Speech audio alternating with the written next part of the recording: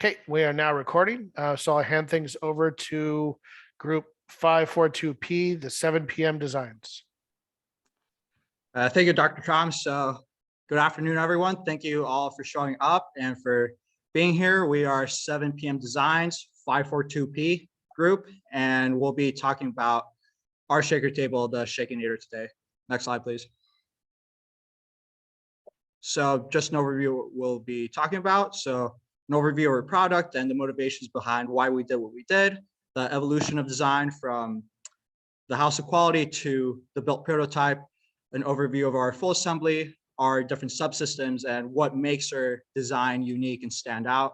We'll talk about our electrical components, our breadboard, our Arduino, the code, and how we implemented it into the shaker table. We'll talk about the testing that we went through and its results, and a brief overview of the cost analysis and our improvement plan for the shaker table. Next slide, please.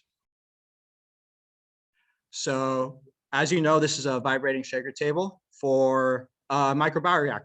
We've designed the shaker table to fit into the environment that is required of cell cultures that this shaker table will hold. So we've taken into account like proper aerating of the shaker table and preventing sedimentation of the microbes. In terms of the actual shaking functionality, we designed it to complete linear, orbital, and double orbital patterns. We attempted to design to achieve a speed of 350 RPM, and we designed for movement of various radii, adjustable radii, with a mechanical linkage that we can put in different holes on the wheel hub of our motors to differentiate from 18 mil diameter to 25 mil diameter. Next slide, please. So hallmarks of our shaker table include the simplicity of the design. We do have a lot going on functionality wise, but we've been able to find a way to reduce the amount of parts possible for what the shaker table does. And this makes it, one, easy to build and manufacture, but also easy to work with and understand for the user. And we hit it home with optimizing our patterns. So we went through extensive testing.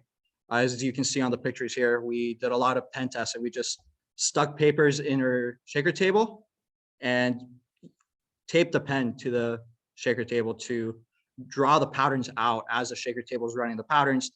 And this allowed us to see how good of an orbital pattern or linear pattern or double orbital pattern we were actually getting.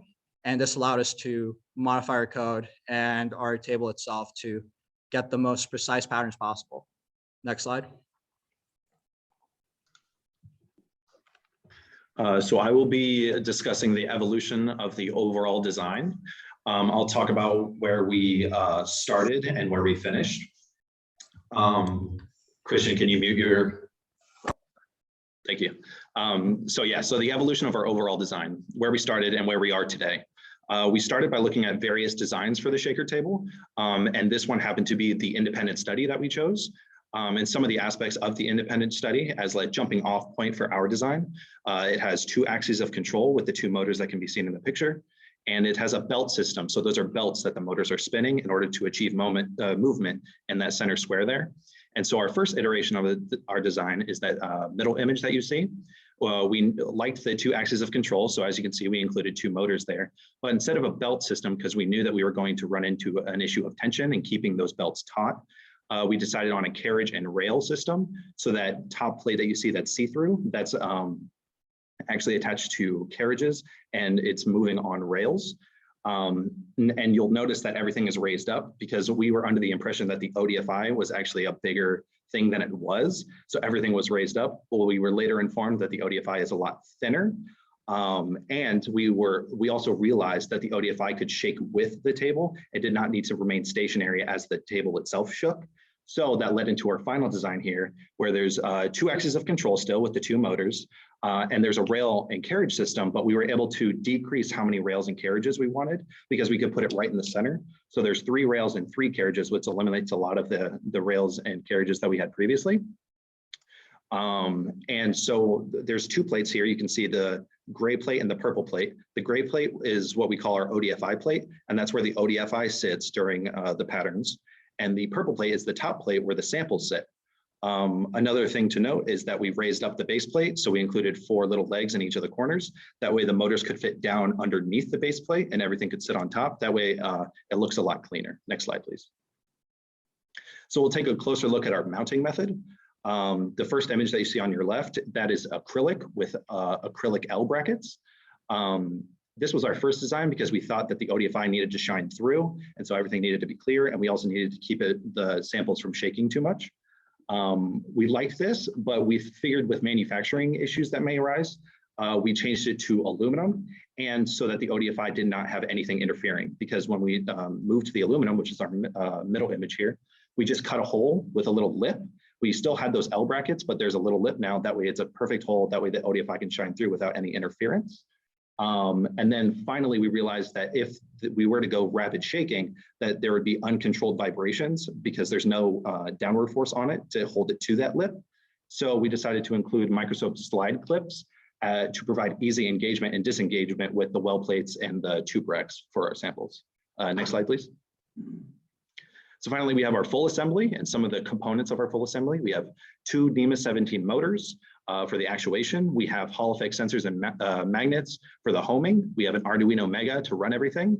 We have some control box features, including a potentiometer, 4 buttons, and an LCD. That way our user interface is user-friendly. We have our base plate with the rubber feet like I talked about so that the motors could sit underneath. And for our 2-plate system, we have that ODFI plate underneath the purple plate. That way the ODFI could sit there while it was shaking. And our top plate features that clip mechanism that I talked about to provide easy engagement and disengagement with the samples. Next slide, please. And all of these components make up 3 main subsystems. The first one being the structure and mounting system, which is like our base plate and the 2 top plate kind of things. And then we have our actuation system, which includes our motor mount, our wheel hub, and the linkage system to attach to those 2 plates. And finally, we have our control and feedback system, which includes our Arduino and like the user interface that I mentioned previously. Next slide, please. And so looking at some of the unique features of our structure, going back to what was said previously, our microscope clips are very unique to our design. The microscope clips allowed for easy mounting of tube racks or well plates, which is very quick and easy, and as well as a very confident method of holding the different brackets or mounting methods. Our entire holding mechanism is open for ODFI integration. So there's over 40 millimeters of clearance between the well plate and the ODFI plate to allow for future integration of the ODFI. We were able to reduce rails and carriages down to 3, which extremely minimizes the cost as well as assembly and manufacture time. And one of the key features to prevent the shaker table from turning into a shaker projectile is the L bracket hard stops. So at the end of every rail, there are hard stops preventing the shaker table from exiting the correct location. Next slide. Some of the key features and unique features of our control and feedback system is we really wanted to simplify our control box. So we have a simple 16:2 LCD screen. We have 3 buttons. 2 of them are to scroll up and down through the menu. 1 is to hit select. We also have an additional button as a soft stop or an e-stop, which will shut down movement on the table. And we have a hard stop and a switch on the side of the control box. Again, to control our mechanism, we have an Arduino Mega alongside 2 stepper motor drivers and a step down transformer. And some of the unique features of our actuation subsystem, we really wanted to minimize, going back to our hedgehog concept, we really wanted to minimize the controls and movement aspect, minimize how difficult it would be to set up. So having 2 motors on perpendicular axes made it very simple from the coding perspective to achieve the 3 different patterns. In order to home the system, we use 2 Hall effect sensors, 1 on each motor with a magnet on the wheel hub. This allows for accurate homing of our motors and our wheel hubs. And again, we're using 2 NEMA 17 motors, which is a great balance of cost while still giving us enough power to power the system.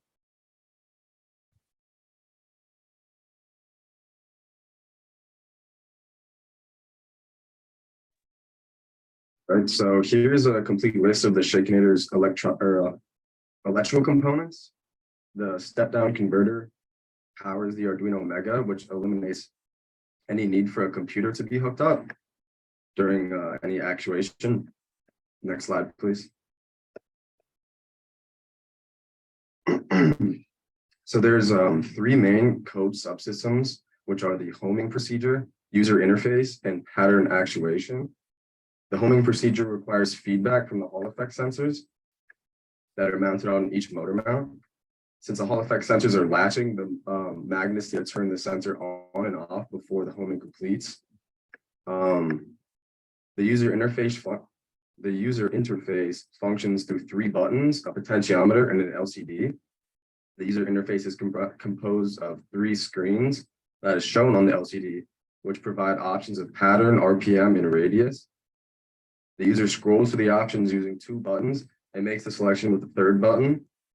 This process is identical for the selection of the pattern and radius. However, the RPM is chosen using the potentiometer, which is shown in the video, the upper video.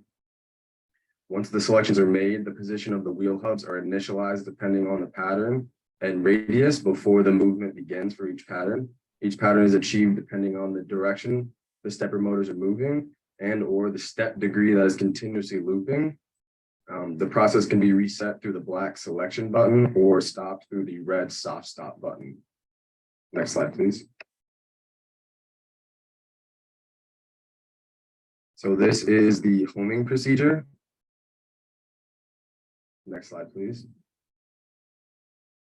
And then here, you can see the potentiometer controlling the RPM, and then the motors initialize before the pattern begins. And this is an orbital pattern.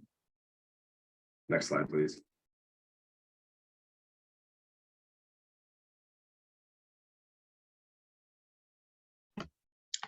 Once we developed our design and wrote the code for the table, we began testing that the table could actually meet the customer needs required. The first customer need that we tested was that of lifetime and ability to maintain patterns. For these tests, the table was powered on, set to a pattern, and allowed to run for a maximum duration of time. A successful test was marked by achieving this time and stopping the table without any issues. For each pattern, the test was ran at an 18mm diameter for simplicity. The linear test ran for a maximum time of 55 minutes at a speed of 252 RPM. The orbital test had the longest maximum time to be achieved of 2 hours, but the table was able to successfully achieve this at a speed of 235 RPM. The last test run was double orbital, which was also able to run for 55 minutes and at 150 cycles per minute. Therefore, the table demonstrated the ability to maintain each pattern for extended durations of time. Next slide, please. The next customer need that we tested was the ability for the table to run at different radii. As seen in the image below, the radius of the pattern is manually adjusted by changing the connection point of the linkage system on the wheel hub. These connection points sit at various radii on the wheel hub, resulting in the different pattern diameters.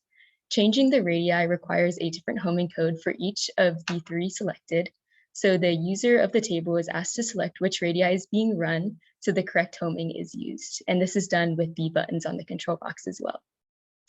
Each pattern was tested at each radii by attaching a pen to the moving table and a paper to the stationary base plate, as Christian called our pen and paper test. These results confirmed if the patterns were successfully achieved and the homing code was altered if they were not. The result is that the table is able to run all three patterns at diameters of 18mm, 22mm, and 25mm. Next slide. Another customer need that the team tested was the maximum speed of the table. The team tested the table at a speed of 350 RPM, which was achieved by tightening the connections on the motor driver to allow sufficient power to go to the motors. The table was structurally capable of achieving and maintaining the speed, but the electronic system could not. The components were found to overheat quickly. This leads the team to believe that the design of the table is capable of meeting this customer need of this high speed at running at 350 RPM, but better electronics would be needed to do this. So this would be a next step in the implementation of the design. However, as the design currently stands, the table can confidently run at a speed of 235 RPMs for 2 hours, as previously mentioned. To determine the manufacturing cost, the hourly rate of $20 per hour, which is based on manufacturing cost in Florida and raw material costs, were added together. The 4 manufactured parts for our prototype were the motor mount, wheel hub, base plate, and we modified our OTS upper rail part. The hours are based on logged hours by the TAs who manufactured the parts. The total hours are 4 hours and 45 minutes. All manufactured parts are made of aluminum, which the raw material cost of aluminum is around 89 cents. Therefore, the total manufactured cost would be $97.44. The OTS parts that were used for the prototype were from McMaster-Carr, Motion Constrained, and Amazon. The total cost, including shipping, is $388.54. The assembly costs were found by using the hourly rate of $16.76 per hour, which is based on the assembler cost in Florida. The total time to assemble the electrical and structural components are seen in the graphs at 579 seconds and 651 seconds. The total time is 1,250 seconds, and the total cost is $5.73. We also used the Boothroyd and Dewhurst insertion and handling chart to determine manual assembly times as well, and the total time based off these charts is 488 seconds. Including all manufacturing, assembly, and OTS part cost, the shaker table prototype is a total of $491.71. To mass produce 3,000 shaker tables, it would be $1,475,130. Yeah, getting into it, the improvement plan for the shaker table includes replacing 3 printed parts for temperature rating. So one of the customer needs that was assigned to us was being able to withstand the requirements that a bio shaker would have, which is extreme temperature and humidity conditions. And the PLA plastic as it stands for the weld plate table along with the ODFI table would not be able to withstand such conditions. So once we manufacture out of aluminum, we'd be able to replace those parts to withstand and meet the customer requirement. We would also install rubber feet once those parts arrived to replace the current ones that are also printed out of PLA to reduce the amount of vibrations and be able to better control the motion of the table so we can better track the position of the plates as they move with the samples. And our last step for improvement would be attaching the perf board. As it stands, it's currently all running off of 2 breadboards with all the same components that would be on the perf board. But the main reasoning for not attaching the perf board was just time constraints running up at the end and did not want to risk the condition and functionality of all the components that were on the breadboards in the event that the perf board were to fail. And it would present a neater and more permanent wiring solution and would eventually end in a printed perf board coming from a manufacturer. Next slide, please. In conclusion, just to go over what we touched on today, the main benefits of the shaker table are that it can keep this design simple and have less parts. We try to maximize the number of OTS parts and reduce the ones that were manufactured. We wanted to have accurate pattern designs, which we exemplified and demonstrated our ability to create with the pen test, along with the speed test that we were able to confidently reach 235 RPM at. Have unique features in structure and mounting system, control and feedback and actuation system. And we were able to achieve all patterns and radii assigned to with the project. And we were able to achieve 250 RPM for long periods of time. The cost is higher than the desired spec per the customer needs, but we believe that the performance and ability to run for those long extended periods of time and meet those requirements more than make up for that. Next slide, please. And with that, we want to say thank you to our sponsors, Northrop Grumman and Cummins for the course. And we wanted to open up to any questions from sponsors or course faculty.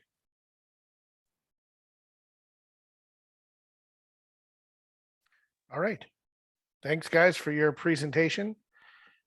Dr. Nemi's already unmuted. Yeah, I'm prepared for this. We've got questions, comments. Good presentation, guys. It was well structured, well laid out. You went through everything nicely. I've got, I guess, I've got one that's kind of a comment and a and a question kind of side by side. And admittedly, I might have missed it. And this is entirely null and void. When you were going through the cost breakdown, I really liked the structure and the process and how you backed everything up. That was great. What I didn't see was like a breakdown where you had a direct comparison of here's the cost for OTS parts, the cost for our manufactured parts, the cost for assembly. Did I just miss that when you were going through it? Like on a single table or something? No, technically they weren't all on a single table. They were on their own separate slide. Okay, cool. Can you slide back to them real quick just so I can grab those numbers? I just want that leads into my question. Yes. This is So- the manufacturing like hours, and then based off the hours, Yep. they calculated the cost. Yep, and then OTS OTS. 380. Woo! All right, so just like every other group, and so you got 380 from your is a sizable chunk of your device's total cost. Manufacturing was not a sizable chunk of your device's cost. For all the OTS parts and everything that you've got, which ones do you think you could save money on by having them manufactured in the future?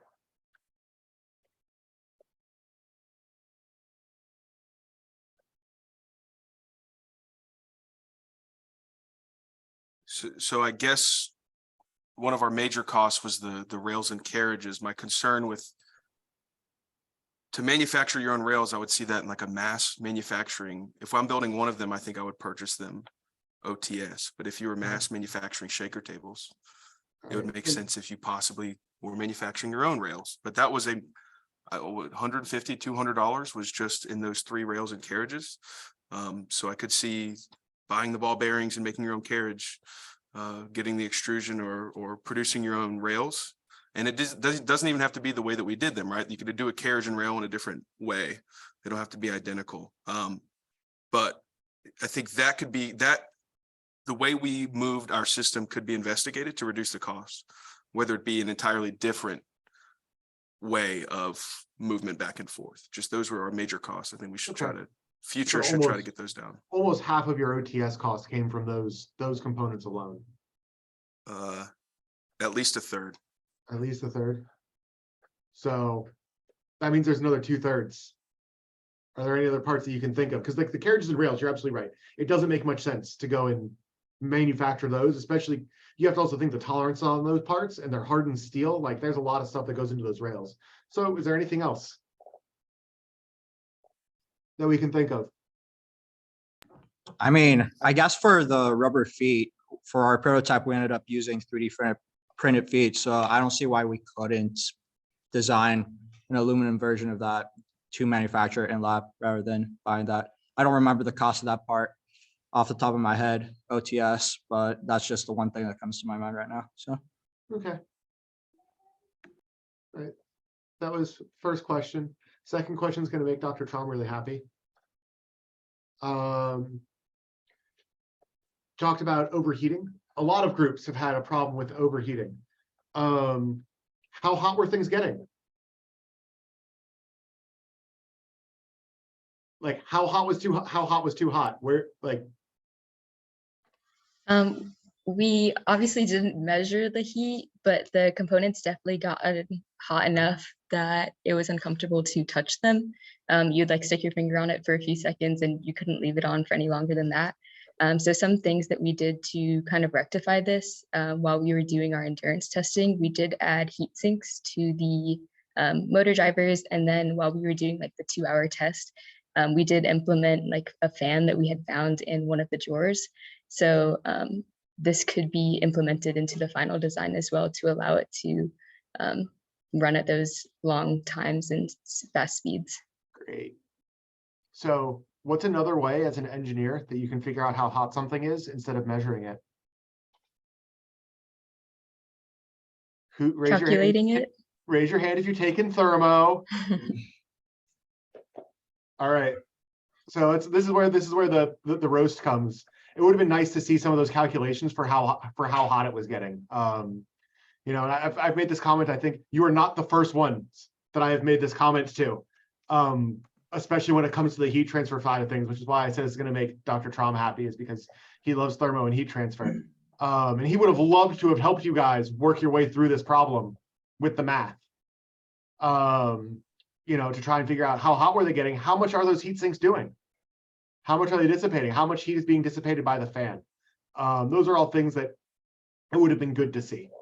You know, you found a solution, which is, I think, the most important thing, is saying, hey, we know what's happening. How can we fix this? You know, you showed that you had the intuition built up. It would have been nice to see the math to go with the intuition.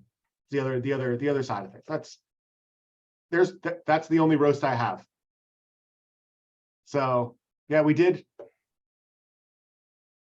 actually do a CPU fan and heat, computer fan and heatsink for the RER for Mech 2 a couple years ago. So I don't know if any of you guys took it.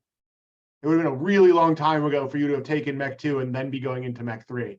But yeah, so just, yeah, that's my only major thing. Otherwise, like I said, I like the way you marched through things. You explained things all very clearly.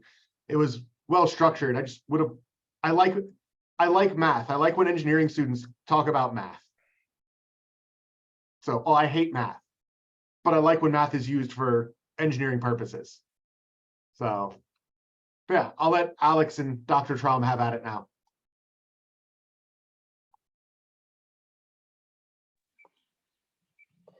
Well, if I may start, I just want to say fantastic work, not only on this presentation, but this semester, guys. I think if there was one group throughout the semester that I would have to say I was most confident in really having a hold on this project, it was you guys.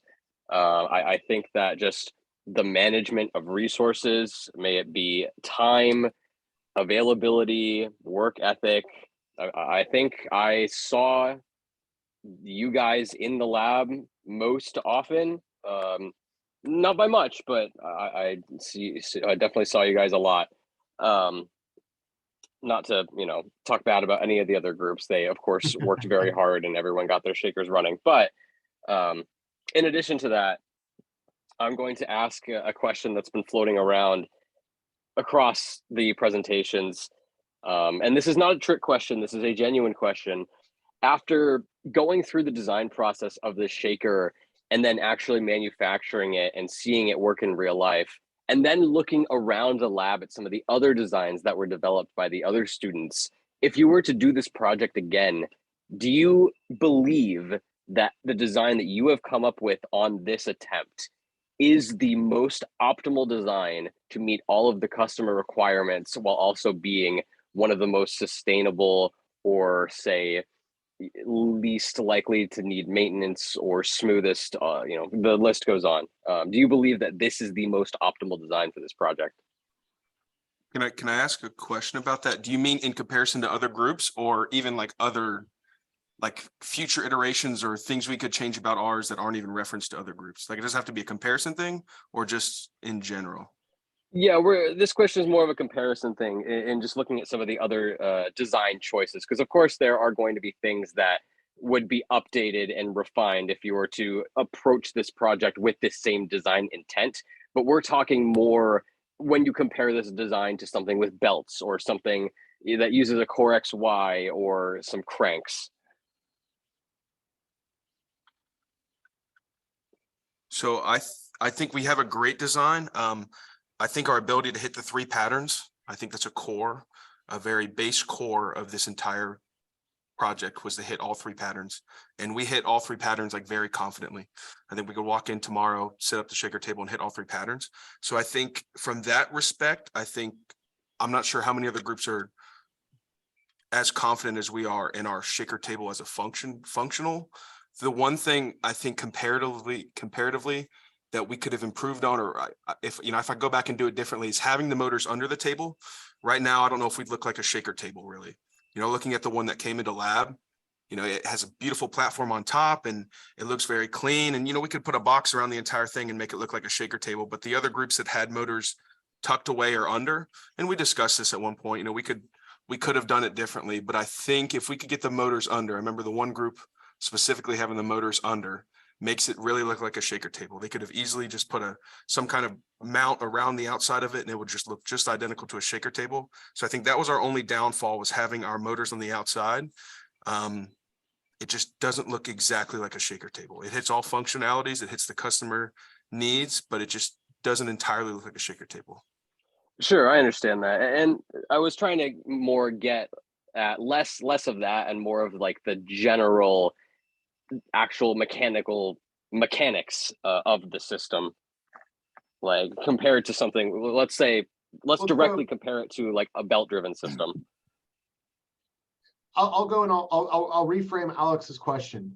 If you guys could go back and restart the semester from square one, would you go back and pick the same drive system and overall design principle that you picked, or would you go with a completely different design concept based off of how yours performed and what you did?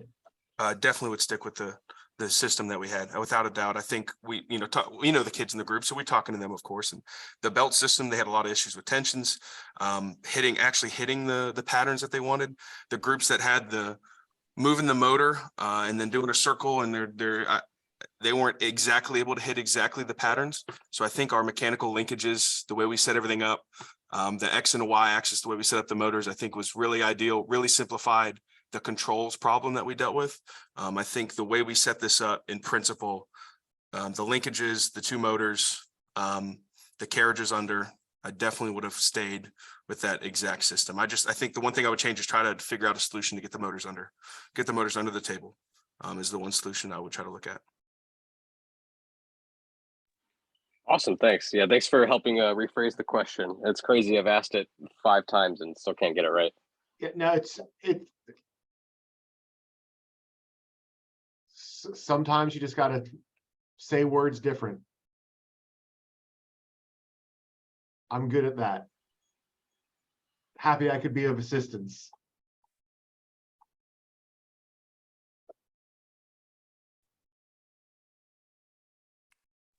Yeah, that's all I really had. I completely agree that something of this nature is the most optimal way to go. Like I said, I was most confident in y'all's design from the beginning, and you really met all of the expectations, in my opinion. I think you did a fantastic job this semester. Good job, guys.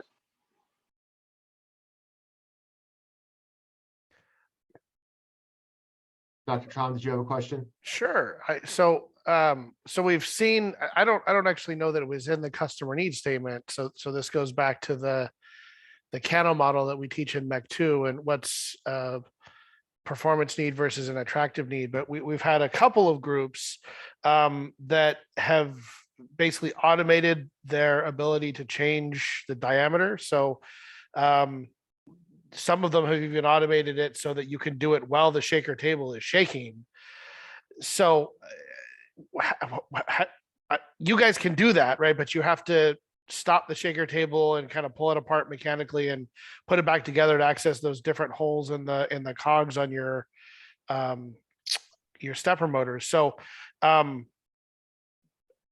the marketplace of shaker tables, how competitive do you think that you would be against other groups that have the capability of changing that diameter on the fly without any manual swapping of parts?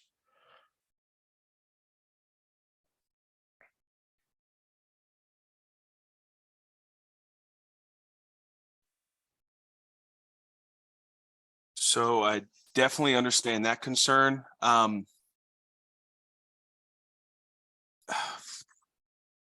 think with how quick we can change, you can change the radius in 10 seconds, 15 seconds.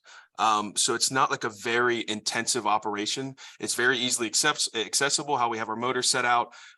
One tool, access it, take it off, put it into the proper location for the wheel hub. It's a very simple task. Again, probably takes 15 seconds. If you have an automated way to do it, then obviously they have a better product from that perspective. But I think mechanically, the way that that has set up, it's a much more secure connection. We're able to just produce those patterns confidently and consistently, having that mechanical connection as we do currently. So my only concern was, if you're automating it, if you have other ways, are you consistent for 2 days in a row? Is it a repetitive, are they able to achieve repetitive patterns for long terms? I'm very confident in our mechanical connection that we're going to be able to repeatably hit the patterns that we're asking for. And that would be my curiosity with the other designs that have able to automate that or change it quickly, that are they confident that they can hit that pattern consistently and over time, endurance wise. Yeah, I got you. Well, so I'm playing devil's advocate here for a little bit, but so remember, this thing is meant to go into a microbioreactor that is an enclosed environment that's supposed to replicate God knows where, some either horrible caustic hot place or some freezing cold orbital space place.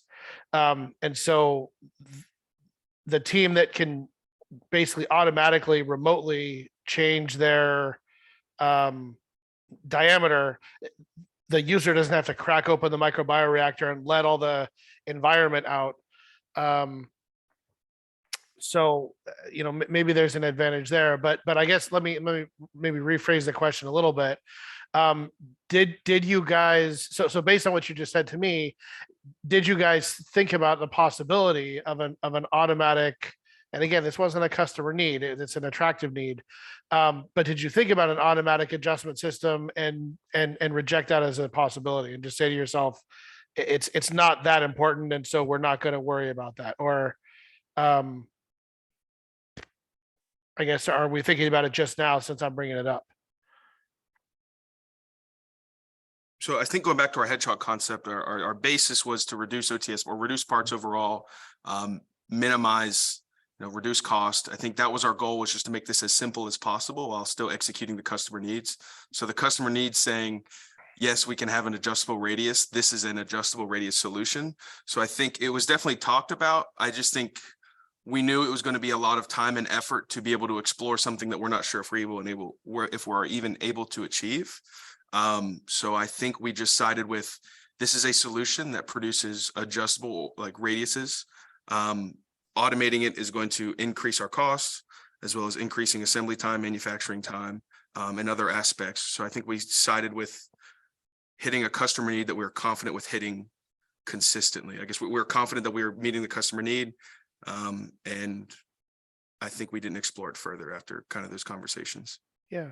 Okay. In addition, I think we also had our hedgehog concept was mainly based on making perfect patterns and making sure those were absolutely at their best. The circle is a complete circle. It's not lopsided. It's not oval. And so I think that was another thing that we as a group thought would be a better and more important part of the vibrating shaker table. Yeah. So I'll come back to that in a second. So my parting thought is, I've got a Harbor Freight drill press out in my garage, and I actually ran my company for years, 4 or 5 years, and that was the only piece of real sort of hardcore manufacturing equipment that I had. And so every lab kit I ever made was made on that drill press, and it's got that old style, you basically open the top and you adjust belts on cogs, and that's how you get the speed of the drill to change. And in a way that's kind of better for me, because I can actually see what's going on, rather than I think the mills in the lab have got the automated, you just turn the dial and the speed goes up or goes down. I know the lathes work that way. So at least for those of us old guys, it's sometimes better to have a mechanical solution rather than a software solution. I probably couldn't figure out how to change the diameter of any of the software based ones, without some lessons. So anyway, okay. So it sounds like you guys were intentional in thinking about that and making a choice to go with simple and reliable rather than an extra feature that to be fair wasn't a customer need, which is this automatic adjustability. It's an attractive need. So okay, so that answers that one. My other question then, following on the purity of your double orbital pattern, what do you say to other groups that have, and also in air quotes, a double orbital in air quotes, but it actually looks like, a squished banana, or there's a bunch of double orbital patterns that I've seen that are not, they don't look like double orbitals, to be fair. And I tried really hard this whole semester to get Professor Menezes and Robert Martinez in their role of as our customers to define for us what a double orbital pattern actually is, like a metric of some kind that would allow us to evaluate the goodness of a double orbital pattern, and they could not produce one. So what do you say to groups that have squished banana shaped double orbital patterns versus your perfect pattern? It would definitely depend on what the customer would accept as double orbital, but we're definitely confident that they would accept ours. When you say, what do you say to them? Are you meaning like, what would we say to improve that? Or like if we were to try to help another group out, or what do you? No, this is, well, I mean, this is your chance to I interpreted the question as bragging rights. yeah, this is your chance to throw Okay. a little shade on the groups that cut this court. So this is sort of the same question that I just asked about, manual versus automated diameter changing. But in this case, you guys have a good orbital pattern, right? You didn't cut any corners. So you guys have a very good solution in this case, and a lot of other groups don't, right? So this is framing you guys in a good light. So yeah, so how do you basically communicate to your customer, right? So you're imagine, customer walks into, shaker table store, and there's your shaker table, and then there's one of your competitors' shaker tables, and they've got the adjustable diameter, right? The automatic adjustable diameter. And your claim to fame is better double orbital pattern, right? How do you quantify that so that the person who's buying the table buys yours as opposed to your competitor? I feel like a big aspect of that is it doesn't matter if you can automatically change the diameter if it's not getting the pattern that you want. So like the customer had asked for these patterns, and if the table can't deliver it, it doesn't really matter if it can change the diameter of the pattern that's not even reaching the customer need. Yeah, I don't think a lopsided square has a diameter. Brilliantly said. I love that answer. Yeah, that should be like a catchphrase, right? Like, Yeah. Tagline, their lopsided square does not have a diameter. yeah. True double orbital motion. Yeah, that's true double orbital motion, right? I think that's the marketing phrase, right? Is yeah, there's a trade-off there that you guys were very intentional about making, but your double orbital pattern and I don't know that there is actually a way to measure the goodness of the pattern. We should probably come up with one. That's probably a paper for the future. But yeah, I think that's a key selling point that you guys have that a lot of other groups don't. And it seems to me that you sort of put aside some of the not customer needs, but Kano model attractive needs that other groups were going for, the bells and whistles, to focus on the fundamentals. And that to me is a selling point that if this thing ever were to become commercialized, that you should emphasize quite a bit. So. Yeah, and I'll actually jump on the previous question that Dr. Traum asked about not having things automated.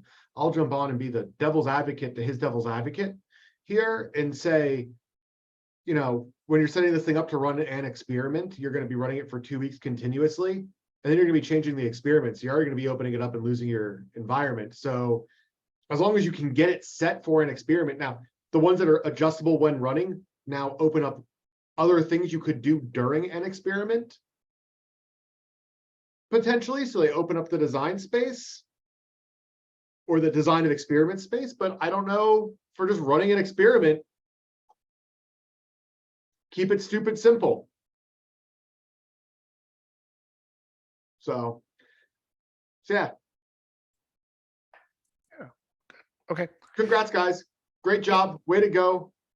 I think you were the first group I saw to hit double orbital. And I was like, holy shit, you guys got it. And it was like the first week of build. It was amazing. you kicked ass the whole way through. So Well, and great job. you might recall, Dr. Nimi, back when when it wasn't I, it was you, when you first imposed the microbioreactor on MEC 2 so many semesters ago. And I went along with it because I had no idea what you were talking about when you said microbioreactor.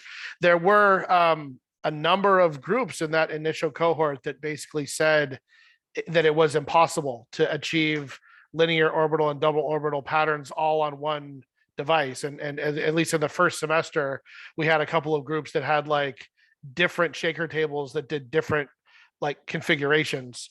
And so to actually see it happen, experimentally as early as you guys were able to achieve it, it was kind of nice. I sent a couple of emails to those naysaying students from previous semesters and said, this is what you said was impossible. Here's a video, right? So anyway, it was nice to see that you guys were able to achieve it so early. So good job with that.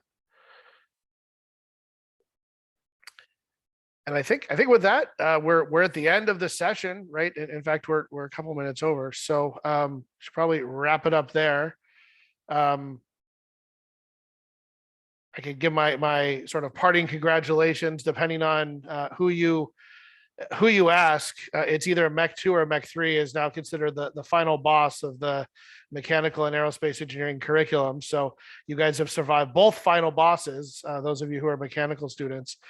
So congratulations on that. And, to Alex's point, I saw you guys in the lab a whole bunch. Your team seemed to work really well together. And you guys came up with a really, simple, elegant solution that hit all the customer needs and seems to be really robust and competitive. So I want to congratulate you on reaching the end. My final parting thought, though, is remember to fill out your course evaluations because my God, there's only like one or two of each of you in every group that's done it. And so remember to do that, please. Absolutely. Well, thank you very much. We really appreciate it. Very good. Thank you Okay. all. Thank you. Yeah, guys, way to go. Congratulations. If you're graduating this semester, double congratulations. So Great. Okay. Well, I'll stop recording.